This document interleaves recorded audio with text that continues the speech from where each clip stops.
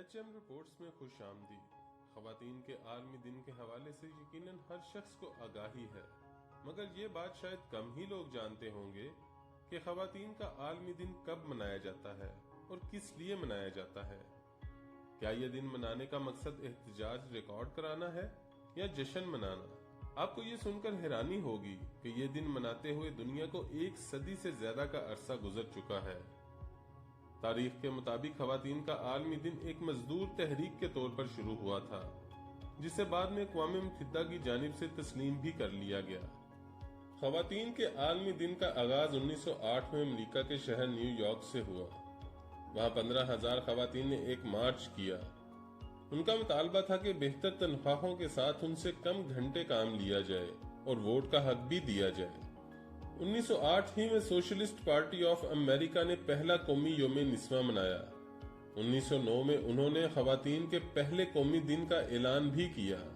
یہ دن عالمی سطح پر منانے کا خیال سب سے پہلے ایک خاتون کلارا زیٹکن کے ذہن میں آیا، جو کمیونسٹ اور خواتین کے حقوق کی کارکن تھیں۔ انہوں نے 1910 میں کوپن ہیگن میں international conference of working women میں یہ خیال پیش کیا تھا۔ کانفرنس میں 17 ممالک سے 100 خواتین مندوبین شریک تھیں۔ تمام شرکاء نے اس خیال سے اتفاق کیا۔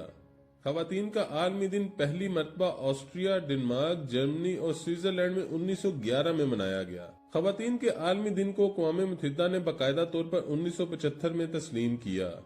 آج خواتین کا عالمی دن معاشرے، سیاست اور معاشی میدان میں خواتین کی ترقی کو منانے کا دن بن گیا ہے، جبکہ اس کا ایک مقصد عورتوں اور مردوں کے درمیان عدم مساوات کے بارے میں بیداری پھیلانا ہے، جو ہڑتالوں، مظاہروں اور سیمینارز کے ذریعے اب بھی جاری ہے۔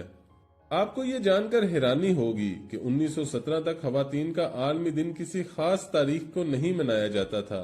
ہر سال کسی بھی دن کو خواتین کا عالمی دن قرار دے دیا جاتا تھا۔ 1917 میں پہلی عالمی جنگ کے دوران روسی خواتین نے روٹی اور امن کے مطالبات کے ساتھ ہڑتال کر دی تھی۔ 4 دن کے بعد روسی سربراہ کو حکومت چھوڑنا پڑی اور خواتین کو ووٹ کا عبوری حق بھی مل گیا۔ جس دن روس میں خواتین کی ہڑتال شروع ہوئی تھی وہ جولین کیلنڈر میں 23 فروری تھی، جو موجودہ کیلنڈر میں 8 مارچ ہے۔ اسی لیے اب یہ دن 8 مارچ ہی کو منایا جاتا ہے۔ عالمی یوم خواتین کی مناسبت سے جو رنگ مخصوص ہیں ان میں جامنی یعنی پرپل، سبز یعنی گرین اور سفید یعنی وائٹ شامل ہیں۔ جامنی رنگ انصاف اور وقار کی علامت ہے، سبز رنگ امید ظاہر کرتا ہے، سفید پاکیزگی کے لیے رکھا گیا ہے۔ خواتین کے عالمی دن پر روس میں 8 مارچ کو سرکاری چھٹی ہوتی ہے۔ چند دن پہلے اور بعد میں پھولوں کی فروخت 2 گنا ہو جاتی ہے۔ چین میں بھی حکومت خواتین کے عالمی دن پر خواتین کو آدھے دن کی چھٹی دیتی ہے۔ اٹلی میں خواتین کے عالمی دن پر مموسا بلوسمز پھول دیے جاتے ہیں۔ اس روایت کا آغاز کیسے ہوا یہ بات کسی تاریخی حوالے میں موجود نہیں، لیکن یہ پھول دینے کا سلسلہ روم میں دوسری عالمی جنگ کے بعد شروع ہوا تھا۔ امریکہ میں تو مارچ کا مہینہ خواتین کی تاریخ کے مہینے کے طور پر منایا جاتا ہے۔ اس حوالے سے صدر کی جانب سے کامیاب خواتین کو اعزازات سے بھی نوازا جاتا ہے۔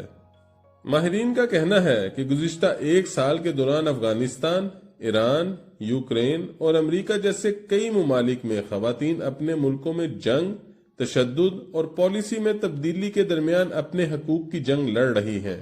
ماہرین کے مطابق افغانستان میں طالبان کے اقتدار میں واپسی سے انسانی حقوق پر پیش رفت رک گئی ہے، کیونکہ خواتین اور لڑکیوں کو اعلیٰ تعلیم حاصل کرنے سے روک دیا گیا ہے۔ ان پر زیادہ تر کام گھر سے باہر کرنے اور مرد سرپرست کے بغیر طویل سفر کرنے پر پابندی ہے۔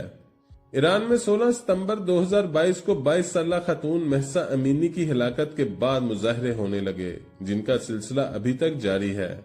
ایران میں بہت سی خواتین اور مرد اب خواتین کے بہتر حقوق کا مطالبہ کر رہے ہیں۔ وہ موجودہ سیاسی قیادت میں بھی تبدیلی چاہتے ہیں۔ ان مظاہرین کا نعرہ ہے عورت، زندگی، آزادی۔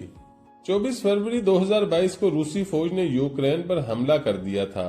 اقوام متحدہ کی ایک رپورٹ کے مطابق جنگ کے آغاز کے بعد سے یوکرین میں خواتین اور مردوں کے درمیان خوراک کی کمی، غذائی قلت اور غربت کے حوالے سے خلیج بڑھی ہے، اور جنگ کی وجہ سے قیمتوں میں اضافے اور قلت کے باعث یوکرین میں خواتین کے خلاف تشدد کے واقعات میں بہت زیادہ اضافہ ہوا ہے۔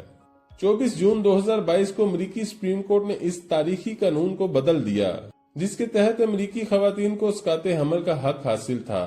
سپریم کورٹ کے فیصلے کے بعد پورے امریکہ میں اس کے خلاف مظاہرے ہوئے۔ بہت سی امریکی خواتین اسقاط حمل کے لیے میکسیکو جانے کا ارادہ رکھتی ہیں کیونکہ 2021 میں میکسیکو میں اسقاط حمل کو قانونی حیثیت دے دی گئی تھی۔ ماہرین کا کہنا ہے کہ گزشتہ چند سال کے دوران خواتین کی حالت میں بھی بہتری آئی ہے۔ 10 سال کی جدوجہد کے بعد نومبر 2022 میں یورپی پارلیمنٹ نے ایک قانون پاس کیا۔ یہ 2026 تک عوامی سطح پر تجارت کرنے والی کمپنیوں کے بورڈز میں خواتین کی زیادہ نمائندگی کو یقینی بنائے گا۔ یورپی یونین کے مطابق بہت سی خواتین ایسی ہیں جو اعلیٰ عہدوں پر بیٹھنے کی مستحق ہیں، اور نئے یورپی قانون کے ساتھ اس بات کو یقینی بنایا جائے گا کہ ان خواتین کو ان عہدوں تک پہنچنے کا حقیقی موقع ملے۔ دوسری جانب آرمینیا اور کولمبیا میں میٹرنٹی چھٹی سے متعلق قوانین میں بھی تبدیلی کی گئی ہے۔ اس کے ساتھ ہی اسپین نے ماہواری پر صحت کی چھٹی لینے اور اسقاط حمل کی سہولت میں اضافہ کرنے کے قوانین منظور کیے ہیں۔ بین الاقوامی اولمپک کمیٹی کی رپورٹ کے مطابق بیجنگ میں 2022 کے سرمائی اولمپک کھیل سب سے زیادہ صنفی توازن کے حامل تھے۔ ان کھیلوں میں شامل کل کھلاڑیوں میں سے 45% خواتین کھلاڑی تھیں۔ اگرچہ مرد اور عورت کے درمیان صنفی مساوات مکمل طور پر حاصل نہیں ہو سکی، تاہم نئی ہدایات کے ذریعے خواتین کے کھیلوں کی متوازن رپورٹنگ کی حوصلہ افزائی کی گئی۔ 2023 کے لیے اقوام متحدہ نے خواتین کے عالمی دن کا عنوان رکھا تھا ڈیجیٹل آل، صنفی مساوات کے لیے ایجاد اور ٹیکنالوجی۔ اس کا مقصد ٹیکنالوجی اور آن لائن تعلیم کے شعبوں میں لڑکیوں اور خواتین کے تعاون کو تسلیم کرنا ہے۔ اس سال خواتین اور لڑکیوں کے لیے عدم مساوات پر ڈیجیٹل صنفی فرق کے اثرات کی بھی چھان بین کی جائے گی، کیونکہ اقوام متحدہ کا اندازہ ہے کہ اگر آن لائن دنیا تک خواتین کی رسائی کی کمی کو دور نہ کیا گیا تو اس سے کم اور درمیانی آمدنی والے ممالک کی مجموعی گھریلو پیداوار کو $1.5 ٹریلین کا نقصان ہوگا۔